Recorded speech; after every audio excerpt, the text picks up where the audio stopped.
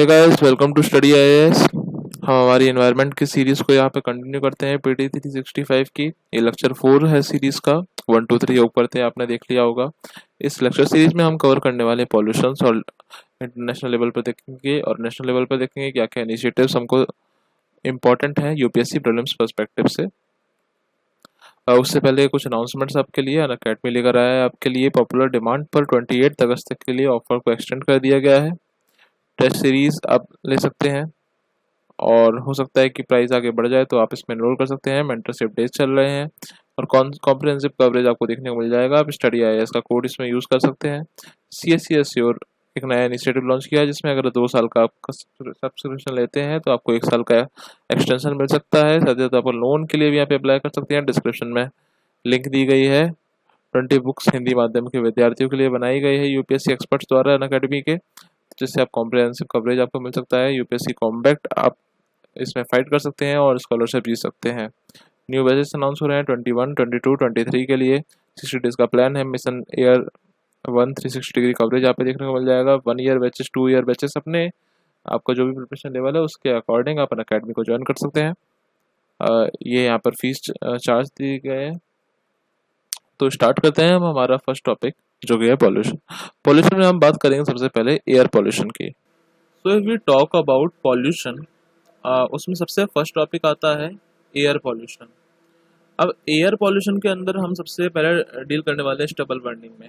हाल ही में क्या हुआ कि जो इन्वायरमेंट पॉल्यूशन कंट्रोल अथॉरिटी है उसने सुप्रीम कोर्ट को एक रिपोर्ट दी स्टबल बर्निंग के ऊपर कि किस तरीके से स्टबल बर्निंग के नेगेटिव इम्पैक्ट्स पड़ रहे हैं और उन्होंने ऑर्डर निकाला। अब ये इन्वायरमेंट पॉल्यूशन कंट्रोल अथॉरिटी क्या है? ये एक्चुअली इन्वायरमेंट प्रोटेक्शन एक्ट 1986 के अकॉर्डिंग बनाई गई अथॉरिटी है जो कि एयर पॉल्यूशन को मेंटेन करती है और साथ ही साथ इन्वायरमेंट में जो भी पॉल्यूशन होता है उसका मेंटेनेंस का काम करती है। ये पैरेलली सीपीसीबी जो सेंट्रल पॉल्यूशन कंट्रोल बोर्ड है, इन सब के साथ मिलकर भी ये अपना काम करती है। अब इसमें हमको देखना पड़ेगा कि स्टबल बढ़ने के मेन कॉजेस क्या क्या है। तो सबसे पहला कॉज आता है कि मैकेनाइजेशन होता है। ठीक है, मैकेनाइजेशन में क्या होता है कि हम मशीन्स वगैरह यूज़ करते हैं फार्मिंग करने के लिए। जैसे कि मैं आपको एक एग्जांपल बताऊं कि कंबाइन हार्वेस्टर करके एक मशीन होती है। अब वो क्या करते हैं, जब इसको यूज़ करते हैं हम तो वो अपने पीछे छोटे छोटे स्टबल्स छोड़ जाती है, मतलब कि क्रॉप के बचे हुए हिस्से छोड़ जाती है जो कि छोटे छोटे होते हैं। तो उनको ग्राउंड से कलेक्ट करना काफ़ी डिफिकल्ट होता है। ठीक है, ग्राउंड से कलेक्ट करना काफ़ी डिफिकल्ट होता है। उसकी वजह से उनको कलेक्ट ना करके फार्मर्स क्या करते हैं, उसको जला देते हैं, जिसको हम बोलते हैं पराली। ओके, तो स्टबल बर्निंग होती है यहाँ पे। और जैसे कुछ पॉलिसीज हैं, जैसे कि Punjab preservation of subsoil water act है, जिसकी वजह से जो पैडी ट्रांसप्लांटेशन की डेट है वो डिले हो जाती है। या फिर हम काफ़ी ज़्यादा क्रॉप अगर किसी एक एरिया में लगा दें, काफ़ी ज़्यादा क्रॉप लगा दें तो क्रॉप इंटेंसिफिकेशन हो जाएगा। तो उस केसेस की वजह से भी यहाँ पे स्टबल बर्निंग फार्मर्स प्रेफर करते हैं। तो इसकी वजह से क्या होता है कि यहाँ से जो पॉल्यूशन है ये उड़ के आसपास के अपने नेबरिंग एरियाज में चला जाता है, जैसे कि एनसीटी हो गया, एनसीटी दिल्ली हो गया। तो वहाँ पर क्या होता है कि वहाँ पर पॉल्यूशन लेवल स्पेशली विंटर में काफ़ी ज़्यादा बढ़ जाता है, तो ये प्रॉब्लम देखने को मिलती है। अब इसके लिए सॉल्यूशन क्या है? तो सॉल्यूशन यहाँ पे बात करते हैं इन सीटू में। दो टाइप के सॉल्यूशन है, in situ and ex situ. In situ मतलब अगर इस एरिया में क्रॉपिंग की जा रही है, इस एरिया में आप वो है हमारा स्टबल पड़ा हुआ है, तो अब यहीं पर आकर हम इसको अगर क्योर करते हैं तो उसको बोलेंगे हम इन सीटू। अगर हम इस पूरे स्टबल को ले जाते हैं कहीं और फैक्ट्री वगैरह में और वहाँ पर इसको क्योर करते हैं, वहाँ पर इसका हम प्रिवेंशन करते हैं, तो फिर उसको बोलेंगे हम एक्स सीटू। तो इन सीटू मैकेनिज्म में जैसे कि आप हैप्पी सीडर मशीन का यूज़ कर सकते हो, ठीक है ना। कस्टम हायरिंग सेंटर्स यूज़ कर सकते हो जिसमें आप कुछ इक्विपमेंट्स रेंट पर ले सकते हो। Short duration rice, crop diversification, इन सब मैकेनिज्म्स का अगर फार्मर्स यूज़ करते हैं तो पॉल्यूशन कम होने के और स्टबल बर्निंग कम होने के चांसेस ज़्यादा हो जाते हैं। एक्स सी टू मैकेनिज्म में आप कैटल फीड की तरह यूज़ कर सकते हो उस स्टबल को, या फिर उसका कंपोस्ट मैन्योर बना सकते हो, जबकि बाद में आप अगेन अपने फार्म लैंड्स पे ही अगेन यूज़ कर सकते हो। एग्रीकल्चर में उसका यूज़ हो सकता है, तो एक बायो पेस्टिसाइड का भी काम करेगा वो, बायो मैन्योर का भी काम करेगा। फर्टिलाइजर की भी उतनी ज़रूरत नहीं पड़ेगी, केमिकल फर्टिलाइजर की, और यहाँ पर आपका स्टबल बर्निंग भी नहीं होगा। बट ये प्रोसेस क्या हो जाता है, कभी कभी फार्मर्स को इकोनॉमिकली उतना बेनिफिशियल नहीं होती है, तो फार्मर्स उसको जलाना प्रेफर करते हैं। अगेन अनदर थिंग हम ये कर सकते हैं कि रूफ इन रूरल एरियाज, है ना, बायोमास एनर्जी बना सकते हैं, पैकेजिंग मटेरियल, कुछ कुछ ऐसे भी स्टबल होते हैं जिससे पैकेजिंग मटेरियल बन सकते हैं। तो ये सारे मेथड्स हैं जिससे हम इस प्रॉब्लम को सॉल्व कर सकते हैं। अब हम बात करते हैं कि जैसे हमको पता है कि ग्रीन हाउस गैसेस का एमिशन एग्रीकल्चर सेक्टर में काफ़ी ज़्यादा होता है। तो वो क्या क्या सोर्सेस हैं जिसकी वजह से, जैसे कि जब भी हम इरिगेशन करते हैं फार्म्स में, ठीक है, तो फार्म्स में इरिगेशन करने के लिए हमको चाहिए इलेक्ट्रिसिटी। जब इलेक्ट्रिसिटी यूज होती है तो उसमें क्या होता है, इलेक्ट्रिसिटी जनरेशन के लिए हमें लगता है हीट, जो कि आएगी किससे, फॉसिल फ्यूल से, कोल से, तो थर्मल पावर प्लांट से, तो वहाँ पर फॉसिल फ्यूल बर्निंग होती है, तो वो जीएचजी रिलीज करती है। साथ ही साथ अगर हम जनरेटर यूज करते हैं तो वहाँ पर भी ग्रीन हाउस गैसेस का एमिशन होता है डीजल यूज करने पे। क्रॉप रेसिड्यू से भी जीएचजी निकलती है। राइस कल्टीवेशन करते हैं तो मीथेन में एनारोबिक डिकम्पोजिशन होता है। सिंथेटिक फर्टिलाइजर क्या करते हैं, सिंथेटिक फर्टिलाइजर में नाइट्रस ऑक्साइड गैस होती है। मैन्योर मैनेजमेंट अगर सही से ना हो तो भी नाइट्रो ऑक्साइड गैस रिलीज होती है। यहाँ पर aerobic and anaerobic manure decomposition होता है। अगर और फर्मेंटेशन हो रहा है, फर्मेंटेशन, ओके, फर्मेंटेशन हो रहा है या from digestive process of the ruminant animals, कोई भी अगर कैटल है, सीप है, गोट है, तो इनकी वजह से भी जो डाइजेस्टिव प्रोसेस होती है इसमें भी काफ़ी ज़्यादा ग्रीन हाउस है। इसमें मेनली CH4 निकलता है, मीथेन, ठीक है। तो इन सब की वजह से क्या होता है, ग्रीन हाउस गैसेस का एमिशन होता है एग्रीकल्चर सेक्टर में, ठीक है। अब इसके लिए पॉलिसी रिस्पॉन्स किस तरीके से बनाई गई है, तो पॉलिसी रिस्पॉन्स के लिए एक बनाया गया नेशनल ग्रीन ट्रिब्यूनल 2010 में बनाया गया, ठीक है। ये जो भी डिस्प्यूट्स रहेंगे उनको सॉल्व करेगा और एडवाइस देगा गवर्नमेंट को। साथ ही साथ एक पॉलिसी बनाई गई जिसका नाम है national policy for management of crop residue 2014। Now in the answer writing you can use this policy NGT like that, okay. Another scheme made is that the central sector scheme on the promotion of agriculture mechanization for in situ management of crop residue, especially in the area of what, Punjab, Haryana, Uttar Pradesh and Delhi. यहाँ पर क्योंकि pollution काफ़ी ज़्यादा बढ़ गया है stubble बढ़ने की वजह से, तो यहाँ पर इन स्टेट्स को ध्यान में रखते हुए ये स्कीम बनाई गई। अब एक और टर्म आपको याद रखने की जरूरत है जिसका नाम है ग्रेडेड रिस्पॉन्स एक्शन प्लान, ठीक है। अब ये क्या है, यहाँ पर जो एनवायरमेंट पॉल्यूशन कंट्रोल अथॉरिटी है उन्होंने दिल्ली, हरियाणा, राजस्थान, उत्तर प्रदेश, इन 4 राज्यों को graded response action plan suggest किया है कि इससे आप जो दिल्ली में पॉल्यूशन हो रहा है उसको कैटर करें। इसमें क्या होगा कि 4 स्टेजेस बनाए जाएंगे। फर्स्ट स्टेज में, हर एक स्टेज में इन्होंने पॉल्यूटेंट्स की जो क्वांटिटी है वो तय कर दी है कि इतने से इतने आएगा तो स्टेज, और उस स्टेज के अकॉर्डिंग उनको अपना एक्शन प्लान तैयार करना पड़ेगा। इसको बोलते हैं हम ग्रेडेड रिस्पॉन्स एक्शन प्लान। तो अगर आपसे पूछ लिया जाए कि GRAP किस चीज़ से रिलेटेड है तो आपको पता होना चाहिए। स्टेज 1 में आता है moderate to poor quality, stage 2 में आता है वेरी पुअर क्वालिटी, 3 में आता है severe polluted air, and stage 4 में आता है इमरजेंसी वाली सिचुएशन जिसमें पॉल्यूटेंट्स का लेवल काफ़ी हाई हो जाता है। तो यहाँ पर सजेशन भी दिया कि इस समय अगर स्टेज 4 हो गया क्या करेंगे, ban on the entry of trucks, ठीक है, एक्सेप्ट एजेंशियल आइटम्स। तो ये सारे सजेशंस भी दिए गए हैं, ठीक है। अब आप हर एक सजेशन को याद मत करिए, बट आपको ब्रॉड रूप में पता होना चाहिए कि क्या GRAP किससे रिलेटेड है, किस तरीके से स्टेजेस हैं, कौन कौन से स्टेट में इसको इम्प्लीमेंट करने के लिए EPCA ने कहा है, ठीक है। अब हम बात करते हैं, इससे कुछ रिलेटेड न्यूज है, जैसे कि Pusa decomposer, okay, Pusa decomposer Indian agricultural research institute ने बनाया है। इन्होंने पूजा डिकम्पोजर से क्या होगा कि जो भी स्टबल है आपका, जो भी चीज़ें हैं वो कन्वर्ट कर दी जाएंगी एक ऐसे सॉल्यूशन में, ठीक है। अगर आप उस सॉल्यूशन को अपने फील्ड पर स्प्रे करते हो तो जो स्टबल है आपका वो ऑटोमेटिकली डिकम्पोज हो जाएगा। इस तरीके से जो लिक्विड सॉल्यूशन है पूजा बायो डिकम्पोजर ने बनाया है उसको आप यूज़ कर सकते हो। साथ ही साथ एंटी स्मोक गन, स्मोक क्या होता है हमको पता है, स्मोक प्लस फॉग ये मिलके बनाते हैं स्मोक। अब दिल्ली में ऐसा हुआ है कि कई बार जो पॉल्यूशन का कॉन्सेंट्रेशन है वो PM10 और PM2.5 का काफ़ी ज़्यादा चला गया है, तो उसके लिए एंटी स्मोक गन बनाई गई है।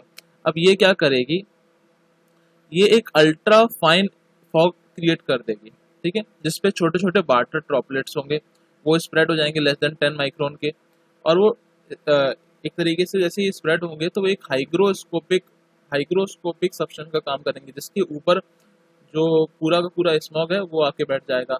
और ये जो टाइनी वाटर ड्रॉपलेट्स हैं, ये स्प्रेड होने के बाद एक किसी हाई स्पीड फैन से इनको स्प्रेड करेंगे, और बाद में ये पूरे के पूरे डस्ट पार्टिकल्स को एब्जॉर्ब कर लेंगे और ये सेटल डाउन हो जाएंगे। तो इस तरीके से स्मॉग जो है वो क्लियर हो जाएगा।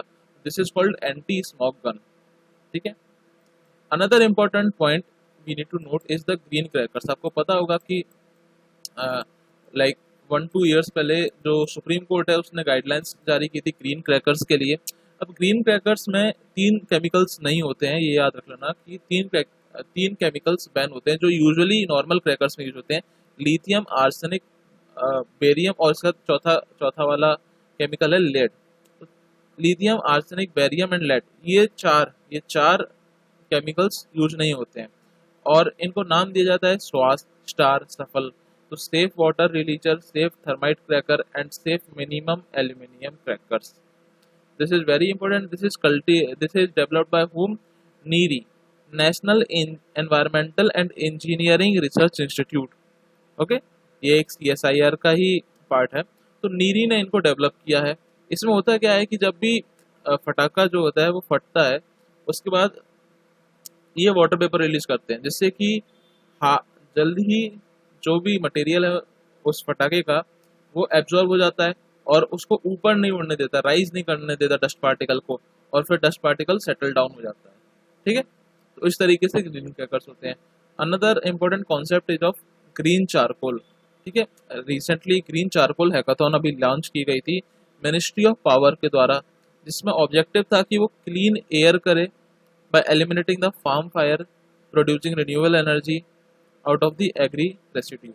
जो भी एग्री रेसिड्यू बचता है उससे रिन्यूएबल एनर्जी प्रोड्यूस करना है। अब ग्रीन चारकोल होता है एक तरीके से बायोफ्यूल, जो कि लोकली और कम से कम रुपए में बनाया जा सकता है, और ये क्लीनली बर्न होता है, reducing the exposure to the smoke. ठीक है। तो आपको ये कॉन्सेप्ट समझ आएगा कि ग्रीन चारकोल क्या होता है। एक तरीके से कुछ नहीं, फ्यूल होता है जो कि क्लीन बर्न होता है और एग्री रेसिड्यू से बनता है। तो इस तरीके से हम स्टबल बर्निंग को यूज कर सकते हैं, ग्रीन चारकोल बना सकते हैं। तो इतना कंसेप्ट क्लियर हो गया। अब हम आगे बढ़ते हैं नेक्स्ट टॉपिक पे, जो कि हमारा नेशनल क्लीन एयर प्रोग्राम।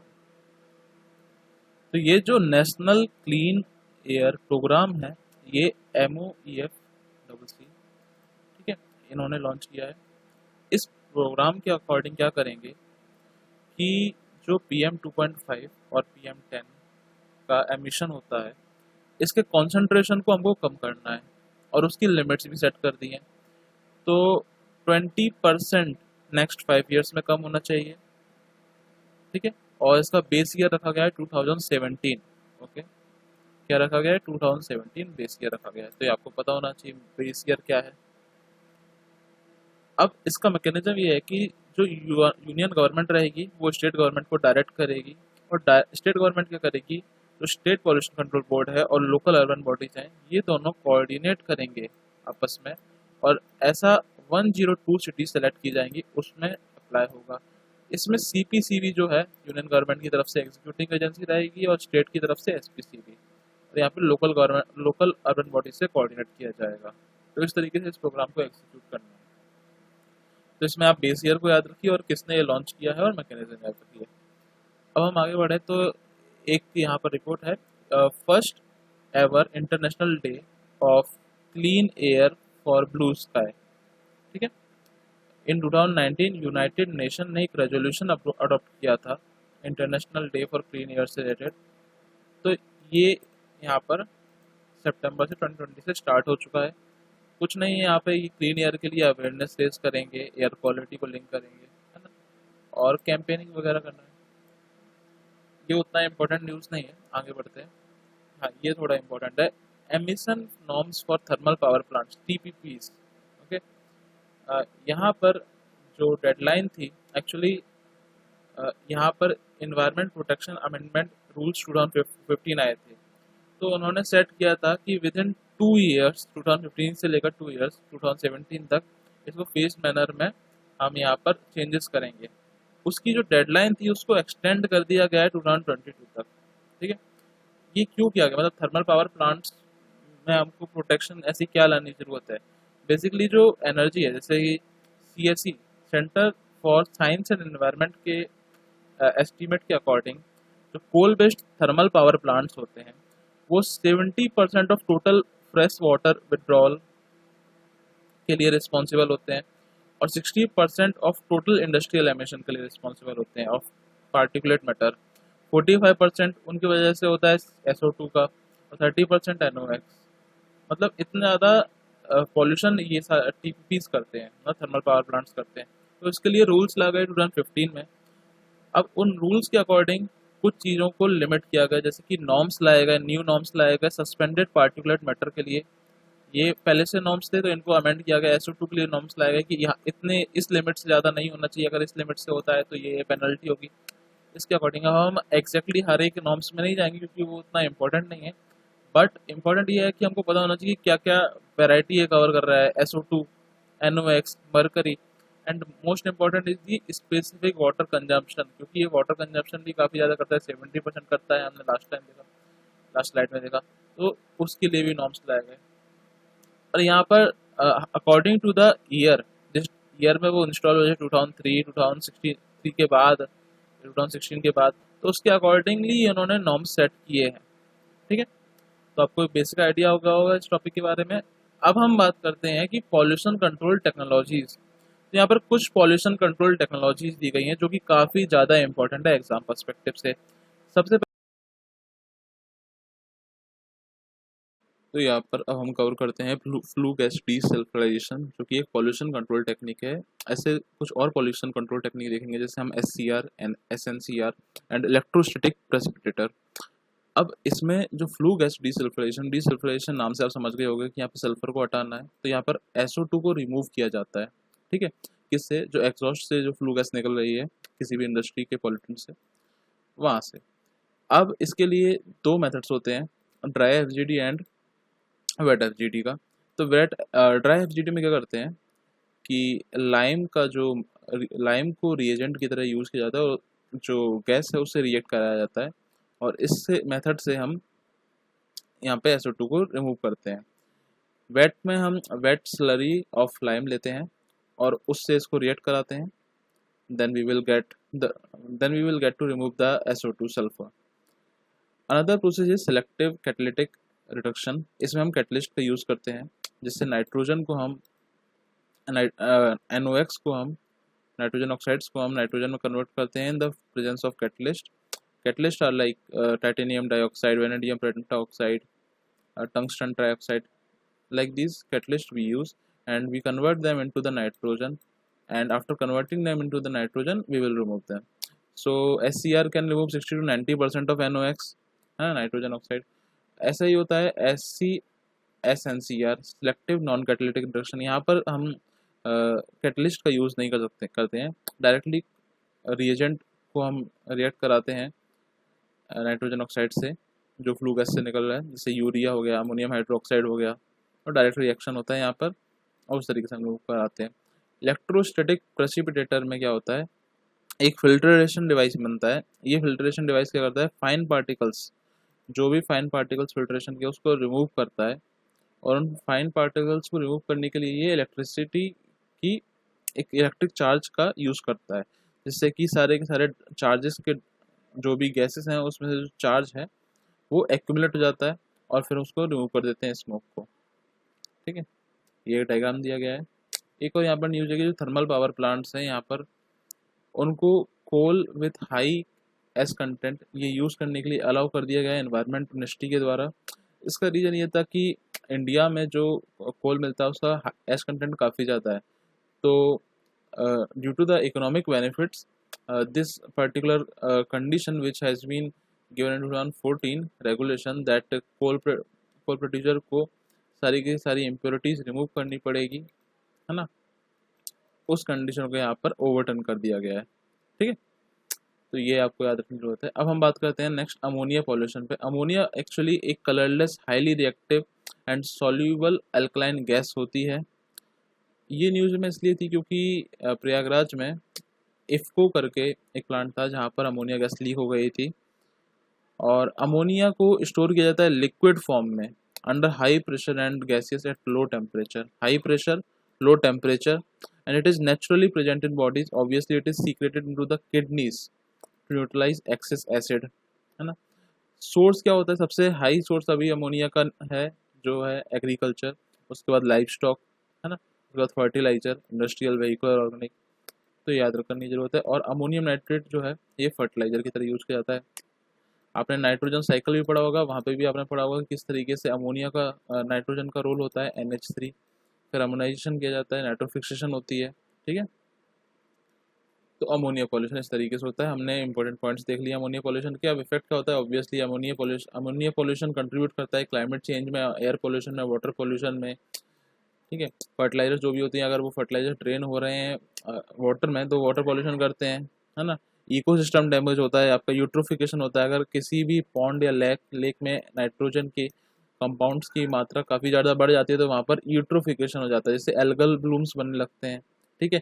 वहाँ पर फिर बायोलॉजिकल ऑक्सीजन डिमांड ज़्यादा हो जाती है, यहाँ पे ऑक्सीजन की कमी हो जाती है, जिससे कई बार एक्वेटिक एनिमल्स की डेथ भी हो जाती है ना। ह्यूमन से भी अमोनिया इंटरेक्ट करता है, जिससे कुछ प्रॉब्लम हो सकती है, जैसे रेस्पिरेटरी प्रॉब्लम हो सकती है ना। Caustic and disturbs the cell membrane. Gaseous ammonia से भी कुछ कुछ प्रॉब्लम्स होती हैं, जैसे it reacts with other pollutant form the ammonium salts which affect the human breathing as well as cause disease like pneumonia and asthma. Okay, तो इतना हमको क्लियर होगा, अफेक्ट्स हमको समझ में आ गए। अब हम नेक्स्ट टॉपिक पे आते हैं। तो इसी से रिलेटेड एक न्यूज़ है जिसमें बताया गया है कि इंडो गैंजेटिक प्लेन है जो उत्तर प्रदेश, बिहार, है ना, ये वाला बेल्ट है, यहाँ पर एक रिसर्च की गई IIT खड़गपुर के द्वारा। उन्होंने बताया कि यहाँ पर क्योंकि एग्रीकल्चर एक्टिविटी ज़्यादा है तो ये ग्लोबल हॉटस्पॉट बन गया है NH3 का। मतलब यहाँ पर अमोनिया का रिलीज काफ़ी ज़्यादा मात्रा में हो रहा है, काफ़ी ज़्यादा क्वांटिटी में हो रहा है। इसके साथ एक और यहाँ पर एक पॉजिटिव रिलेशन दिखाया गया कि NH3 और टोटल फर्टिलाइजर कंजप्शन, है ना, एंड टेम्परेचर। मतलब अगर NH3 काफ़ी ज़्यादा बढ़ रहा है तो वहाँ पर ऐसा देखा गया कि वहाँ पर टेम्परेचर भी काफ़ी ज़्यादा बढ़ रहा है, क्योंकि टेम्परेचर फेवर करता है वोलेटिलाइजेशन को, है ना। और यहाँ पर नेगेटिव कोरिलेशन देखा गया agricultural emission and total precipitation के वजह के बीच में। एक और कॉन्सेप्ट होता है ग्रीन अमोनिया का। ग्रीन अमोनिया मतलब ऐसा अमोनिया जो प्रोड्यूस किया जा रहा है 100% renewable and carbon free process के द्वारा, ठीक है, तो उसको हम बोलेंगे ग्रीन अमोनिया। यहाँ पर हम instead of using natural gas और coal for producing hydrogen we will use the renewable energy, renewable process. Okay, अब हम बात करते हैं इंडोर एयर पॉल्यूशन की। इंडोर एयर पॉल्यूशन अभी हाल ही में एक रिसर्च की गई थी, उसमें पाया गया कि 64% फ्यूअर डेथ हुई हैं लास्ट 2 डिकेड में इंडोर एयर पॉल्यूशन। अब इंडोर एयर पॉल्यूशन क्या होता है, जैसे कि जब भी आप कमरे में बंद रहते हो और कमरे में बंद रहने के बाद जैसे कि आप 80% तक आप कमरे के अंदर ही हो, तो वहाँ का जो इन्वायरमेंट है, एयर का मूवमेंट कम हो जाता है, तो आप वही एयर बार बार लेते हो, ठीक है। उस एयर को लेने की वजह से क्या होता है कि वहाँ पे पॉल्यूटेंट्स आ जाते हैं, उसको हम बोलते हैं इंडोर एयर पॉल्यूशन, ठीक है। According to environment protection act 1986, level of indoor air pollutants is often 2.2 से लेकर 5 times higher than the outdoor levels. इतना ज़्यादा हायर लेवल पे होता है इंडोर एयर पॉल्यूशन। अब इम्पैक्ट क्या पड़ता है, यहाँ पर इम्पैक्ट पड़ता है हेल्थ पे, जैसे कि कुछ कुछ प्रॉब्लम हो सकती हैं, रेस्पिरेटरी इलनेस हो सकते हैं, एक्यूट रेस्पिरेटरी ट्रैक्ट में इन्फेक्शन हो सकता है, still birth, lung cancer, stroke, heart diseases, इस टाइप की प्रॉब्लम्स हो सकती हैं। वुमेन्स एंड यंग चिल्ड्रन में भी काफ़ी ज़्यादा इफेक्शन होता है, अफेक्ट होते हैं, क्योंकि सबसे ज़्यादा इम्पैक्ट तो वुमेन, एज और यंग, क्योंकि ये सबसे ज़्यादा इंडोर में इनका टाइम ज़्यादा रहता है। Mathematical abilities, IQ problem, learning capabilities भी इफेक्ट होती हैं। ओवरऑल प्रोडक्टिविटी कम हो जाती है और 3.8 million pre mature deaths indoor air pollution के कारण होती है। तो हमको इसका सीरियसनेस समझना चाहिए। हम बात करें तो टाइप्स की, तो इंडोर एयर पॉल्यूशन में एयरबॉर्न पार्टिकल्स होते हैं, ठीक है, जिसके डीजल एग्जॉस्ट हो गया, कार्बन ब्लैक, डस्ट, स्मोक, ये सब जमा हो जाते हैं, या हाउस होल्ड का जो ऑर्डर है, गैसेस है, ये सब जमा हो जाते हैं। कुछ कुछ पेंट्स होते हैं जिसके वोलेटाइल ऑर्गेनिक कंपाउंड्स रिलीज होते हैं, या फिर कोई माइक्रो ऑर्गेनिज्म है, बैक्टीरिया, फंगाई, ठीक है, तो ये सारे इंडोर एयर पॉल्यूटेंट्स हमने देखे। अब इससे फाइट करने के लिए क्या, तो सबसे ज्यादा फोकस किया जाता है यहाँ पर एलपीजी से, मतलब जो चूल्हा होता है उससे होने वाले पॉल्यूशन पे। तो गवर्नमेंट ने लॉन्च किया उन्नत चूल्हा अभियान और पीएम उज्ज्वल योजना। पीएम उज्ज्वला योजना के अकॉर्डिंग ऑब्वियसली एलपीजी कनेक्शंस दिए गए। और एक और स्कीम लॉन्च की गई, रेज स्कीम।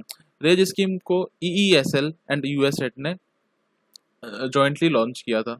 ठीक है, तो ये आपको पता होना चाहिए कि ये सारी स्कीम्स किसी से रिलेटेड है, इंडोर एयर पोल्यूशन से। अब हम अपना आज का लास्ट टॉपिक लेते हैं, जो कि AUM सिस्टम है। AUM सिस्टम क्या करता है, ये रियल टाइम मॉनिटरिंग करता है एयर क्वालिटी पैरामीटर्स की। यहाँ पर बेसिक फिजिक्स के प्रिंसिपल यूज होते हैं, जैसे बैक स्कैटरिंग, स्टैटिस्टिकल मैकेनिक्स, है ना, ये सारे प्रिंसिपल्स यूज होते हैं।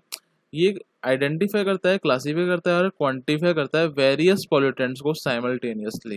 ठीक है, and in the order of 1 part पर बिलियन। ये मेजर करता है कि ठीक है कि इंडोर एयर पोल्यूशन अभी इस लेवल पर है, तो हमको पता चल सकता है कि हाँ अभी इस टाइम पर इंडोर एयर पोल्यूशन है, तो हमको बाहर जाना चाहिए या फिर वेंटिलेशन सही तरीके से करना चाहिए। तो ये होता है। तो अभी हमने एयर पोल्यूशन को पूरी तरीके से कवर कर लिया है इस पोल्यूशन की वीडियो में। नेक्स्ट हम देखेंगे water pollution, and water pollution को कवर करेंगे। ठीक है, तो thank you guys for being with me till here. Hope you have a nice day and keep learning, and subscribe the channel, share the video.